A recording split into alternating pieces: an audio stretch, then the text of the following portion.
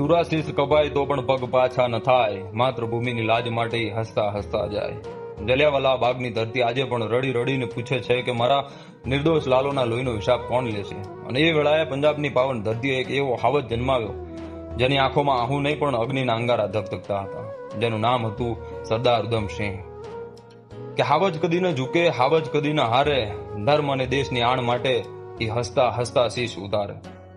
13 April 1919 Jallianwala Bagh હત્યાકાંડને 20 વર્ષ વીતી ગયા હતા અને 20 વર્ષ સુધી કાળજામાં જ્વાળા હળગતી રાખી પણ ઉતાવળો એક પણ શ્વાસ લીધો નહીં, કારણ કે વીરનો પ્રહાર સમય જોઈને જ થતો હોય છે. અને પછી આવ્યો એ દિવસ 13 માર્ચ 1940. લંડનનું કેક્સ્ટન હોલ સાક્ષી બન્યું.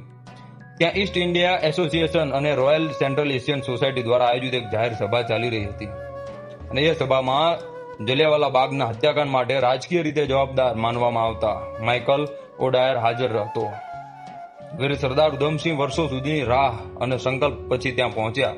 સભા પૂર્ણ થવા આવી ત્યારે એમણે પોતાની પિસ્તોલ બહાર કાઢી અને માઇકલ ઓડાયર પર ગોળીઓ ચલાવીને તેને ઠાર કર્યો.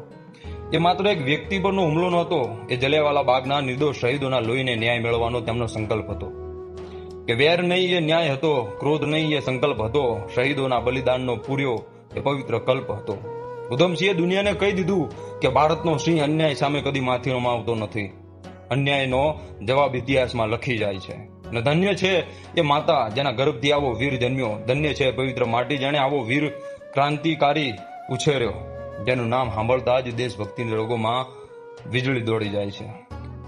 જ્યાં સૂરોના શ્વાસ વસે ત્યાં ડર ટકતો નથી અને ભારત માતાના વીરો સામે કાળ પણ અડતો નથી.